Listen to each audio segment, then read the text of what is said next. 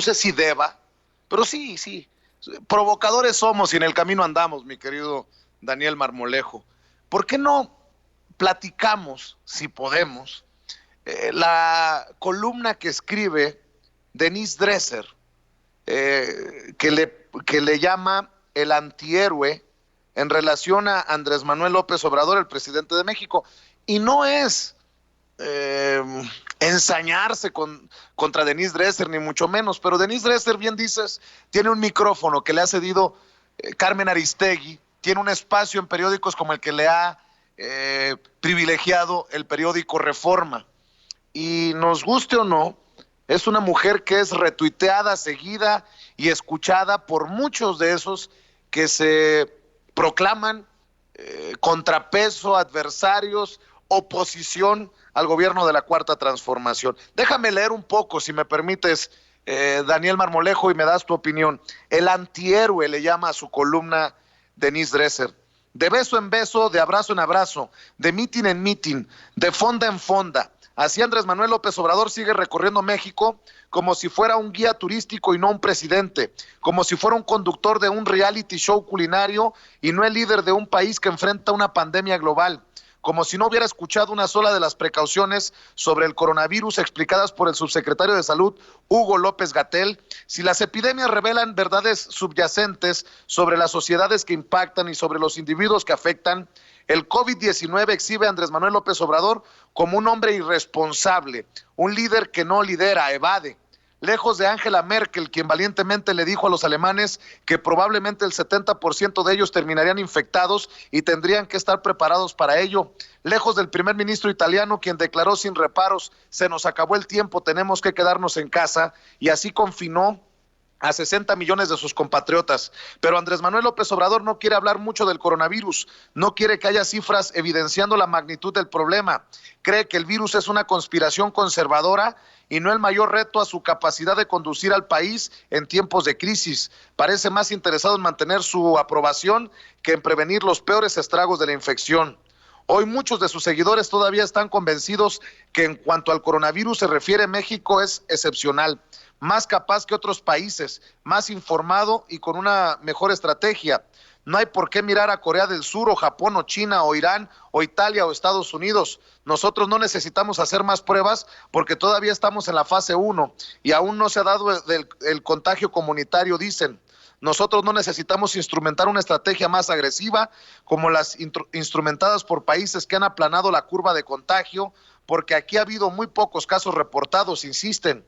Y qué ganas de creer que López-Gatell y su equipo tienen razón, pero lo que está sucediendo velozmente dentro y fuera de México contradice ese mensaje de no hay por qué preocuparse, que se empeñan en diseminar. Es probable que México pague un precio muy alto por no haber asumido una postura más agresiva y más preventiva. Es probable que la lealtad política al presidente y a su desdén dilatorio haya costado tiempo valioso durante el cual se pudieron haber tomado medidas de mayor contundencia.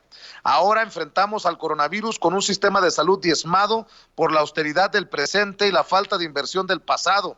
Hospitales sin camas suficientes, sin respiradores suficientes, sin pruebas suficientes, sin equipo médico suficiente, sin coordinación suficiente. Errores graves que han permitido el esparcimiento silencioso del virus cuando nadie se daba cuenta y pocos sugirieron algo para pararlo. Estoy leyendo la columna de Denise Dresser que publica a nivel nacional. Esfuerzos de contención y mitigación y detección temprana y distanciamiento social que debieron haber llegado semanas antes y con pleno apoyo presidencial. Esfuerzos de provisión y aplicación de pruebas que han reducido la tasa de mortalidad en otras latitudes. En lugar de ello, presenciamos el Vive Latino por razones económicas y las giras presidenciales por razones políticas, como escribe Alfredo Narváez en Nexos. La epidemia no va a perdonar errores. El coronavirus se suma a otras patologías de nuestros tiempos: la polarización profunda, la pérdida de confianza en las instituciones, la contracción económica que amenaza convertirse en recesión económica, la corrupción que cambia de partido pero no sale del gobierno, el desplome de los precios del petróleo y la predecible pérdida de grado de inversión de los bonos de Pemex, la dificultad para unir al país cuando Andrés Manuel López Obrador denuestra a quien no le aplaude críticamente. Señalar esto no es ser alarmista, sino realista. No es ser oposición que busca un fracaso, sino ciudadano que demanda una corrección. Pero el presidente aún piensa que con besos, abrazos, apretones de mano y congregaciones multitudinarias donde lo apapachan puede parar una pandemia. Le importa más la popularidad personal que la viralidad letal. Su narcisismo le gana a su patriotismo, y si, como dice Bob Dylan, un héroe es alguien que entiende la responsabilidad que conlleva su libertad, el actuar irresponsablemente como lo hace beso tras beso Andrés Manuel López Obrador se vuelve el antihéroe. Dame tu opinión, Daniel Marmolejo.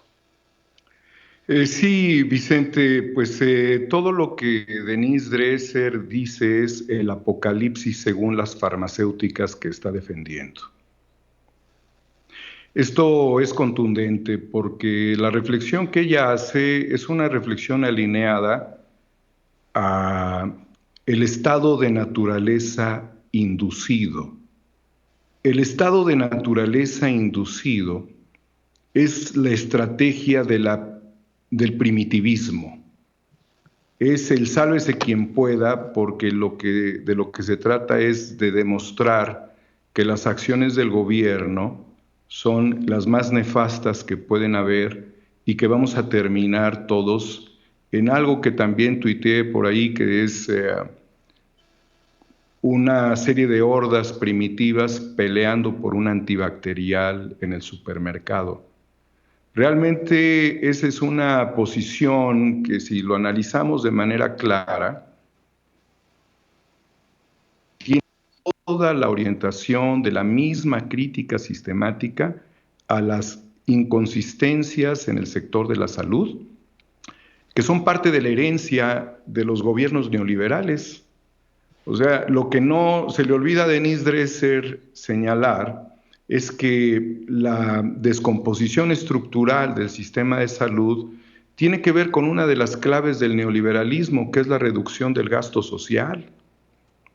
Entonces, lo que hereda el presidente Andrés Manuel López Obrador es un sistema de salud desmantelado con 300 unidades médicas en obra negra, algunas, y lo ha dicho, en barrancas, y ninguna de las abandonadas con la posibilidad de ser concluidas, porque solamente se requiere para concluirlas la inversión en infraestructura, pero además se requiere el otro 50%, que es la parte de operación, médicos, equipamiento, operación. Entonces, la señora Dresser, que no la llama la historia ni la reflexión, porque parece que es alumna de Milton Friedman, está haciendo un planteamiento de la incapacidad del gobierno, cuando lo que el gobierno está haciendo en este momento, señora Dresser, es evitar el desplome de la economía nacional. Porque el señor Curi, que lamentablemente ha sido contagiado y pudiese estar en un momento crítico, esperemos que se recupere, viene de Vail, de Colorado, no de la Sierra de Guerrero, donde seguramente el presidente cruzó pueblos a 40 grados centígrados. Y los infectados, el más reciente, que aparece, uno de los más recientes casos en Aguascalientes, es un joven que venía de España. Y los primeros casos de las chicas venían de Italia. Es decir, que la señora Dresser se le olvida que sus amigos, Calderón, sus amigos del PRI, fueron los que desmantelaron el sistema de salud, y que ahora más que nunca queda demostrado, señora Dresser, que el gobierno está haciendo un enorme esfuerzo para convertir el sistema que se venía privatizando a través de la subrogación en un sistema público para todos, donde no sea clasificada una persona por su capacidad económica para recibir el soporte, la asistencia médica, los servicios de salud indispensables. Entonces, ¿sabes qué, Vicente? Es muy repulsivo escuchar este tipo de comentarios alarmistas, propagandas farmacéuticos, porque son los intereses de Bilderberg, son los intereses supranacionales.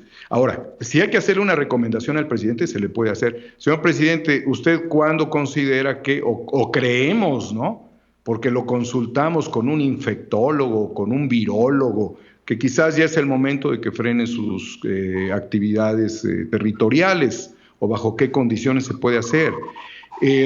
Lo que ha visto Denise Dresser históricamente es la película Escape de Nueva York, donde la gente sale de las coladeras. Y no es algo que no pueda suceder, Vicente, déjame reflexionar también en ese sentido. Simple y llanamente es algo que no está sucediendo, que puede llegar a suceder en el tránsito de la humanidad en poco tiempo, sí.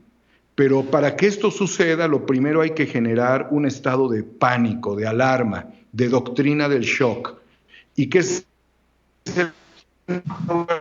Pues empezar a desmontar la conciencia. En ningún momento la señora Dresser escribe sobre la solidaridad con los vulnerables. En ningún momento la señora Dresser en ese artículo, en esa columna, escribe sobre la importancia de atender a los que no tienen dinero. Y son ellos, en el caso en el que todos nos encerremos en nuestras casas, quienes menos posibilidades tendrían de sobrevivir a un ataque viral, a una pandemia. Entonces, el presidente, desde mi punto de vista, muy modesto punto de vista, está haciendo todo lo necesario para evitar que la economía se colapse de manera anticipada. Pero bien, el mundo se debe 4 cuatrillones y no hay forma de desgravar esto sino con una guerra termonuclear o con el control biotecnológico. Pero no lo dice Dresser, lo dicen los científicos evolucionistas. Retomo la visión de el que hace menos de 10 años hablaba sobre el colapso del capitalismo. Y bajo la visión de un hombre que ha destapado la historia y la prehistoria en unas cuevas en Barcelona, Eudald Carbonell escribe un libro que se llama Aún no somos humanos, y hace otro libro que se llama La conciencia que quema, donde hace mucha reflexión sobre la importancia del humanismo y el tránsito del humanismo para evolucionar. No estas columnas de odio, son incendiarios estos personajes, son reaccionarios. Yo quiero cerrar este capítulo de Dresser como una vocera de los intereses corporativos supranacionales, que no está realmente preocupada por el bienestar de los mexicanos ni por los más pobres. Realmente está preocupada por movimientos de élite, golpistas, Vicente. Me quedo naturalmente con la figura de López-Gatell, del subsecretario y vocero de la Secretaría de Salud, quien por encima de todos nosotros tiene la autoridad, la formación y la experiencia. El que Denise Dresser intente desacreditar a López-Gatell es una infamia. Pues así de duro y contundente el comentario, mi querido Daniel Marmolejo, y ¿sabes qué? Suscribo. Y por eso te respetamos, por eso te admiramos, por la contundencia, por el análisis que haces aquí en Sin Censura. Te pido, por favor, que compartas tus redes sociales. La gente tiene que ver Guerra Híbrida en el canal en YouTube. Comparte para que la gente nos apoye, para que apoye a aquellos que son amigos de Sin Censura, mi querido Daniel Marmolejo. Por supuesto, Vicente Homo, EX Novo en Twitter y 4A República para que puedan ver Guerra Híbrida. Vicente, nos adelantamos cuando reflexionamos el año pasado. Recordarás que compartimos un momento en el primer informe del presidente de la República en el Zócalo, donde realizaste tu primera participación en Guerra Híbrida. Y realmente lo que veíamos era justamente esto, que pues se corona con el coronavirus, ¿no? Que es toda una serie de estrategias que tienen que ver con el desmontaje de la humanidad, pero también hemos proclamado en Guerra Híbrida la fuerza de espíritu de la civilización mexicana, y se le hemos planteado al presidente la necesidad de una vanguardia mexicana. Ahora, si me permites nada más una reflexión, se han puesto a prueba diferentes funcionarios públicos del gobierno federal. Se ha puesto a prueba la capacidad de negociación de Marcelo Ebrard y ha sido relevante. Se ha puesto a prueba la capacidad de Irmeréndira Sandoval con un tema pendiente, y también lo vamos a subrayar, el tema de Manuel Bartlett. Y quizás Manuel Bartlett no es un tema de ahora, es un tema del pasado, pero se ha puesto en relevancia también la capacidad de acción de la secretaria de la Función Pública, y también se está poniendo a prueba, antes de este tema, la prueba fundamental de esta instancia, que es la Unidad de Inteligencia Financiera, en donde yo...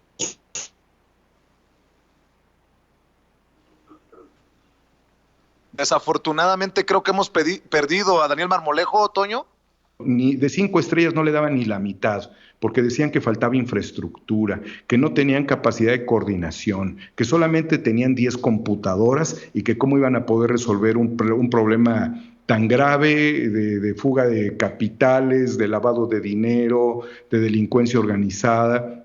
Santiago Nieto ha demostrado también su enorme capacidad en el gabinete. Se pone a prueba en este momento la capacidad de la Secretaría de Salud. Y también, Vicente, se pone a prueba si los mexicanos somos o no solidarios, y somos o no chingones, y somos o no capaces de estar bien informados, y somos tan inteligentes como para desechar a los buitres de la información, Vicente. Que así sea, mi querido Daniel Marmolejo. Yo le voy a pedir a la gente que nos ve y nos escuchen sin censura que se suscriban a 4A República, es el canal de YouTube. Ahí encontrarán de Daniel Marmolejo los primeros 2 episodios de Guerra Híbrida 1 y Guerra Híbrida 2, y que busquen a Daniel Marmolejo en Twitter en @homoexnovo. Mi querido Daniel Marmolejo, si todavía andas por ahí, te mando un abrazo y espero dártelo personalmente con todo el coronavirus encima.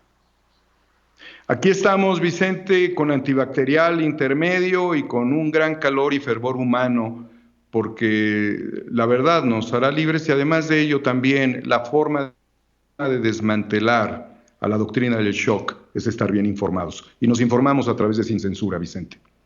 Eso, mi querido Daniel Marmolejo, te mando un abrazote. Gracias, hermano. Hasta pronto. Gracias, Daniel Marmolejo, corresponsal independiente en Palacio Nacional. Un análisis verdaderamente interesante, Toño, y desnudando a personajes que han contado con el respaldo y les han creado una imagen de autoridad moral que se está desmoronando, como el caso de Denise Dresser. Así es, Vicente, y uno se pone a pensar exactamente en eso, ¿no? En lo interesante que es, en esencia, el mensaje de Daniel Marmolejo, de, el primitivismo, ¿no? La esencia más primitiva de nosotros como seres humanos. Tenemos a una Denise Dresser que apela a eso, ¿no? Apela al miedo, al pánico, al sálvese quien pueda, para escribir, para hacer una crítica absoluta al gobierno con el que no está de acuerdo ella. Es extremadamente interesante escuchar y ver todo este tipo de situaciones, y mira, a mí me parece importante que se pueda compartir con la gente, precisamente por el mensaje. El mensaje es: no caigamos en pánico, hay que ocuparnos, no preocuparnos. Toño, hay que ocuparnos. Toño, imagínate tú, es más, le voy a pedir, si me permites,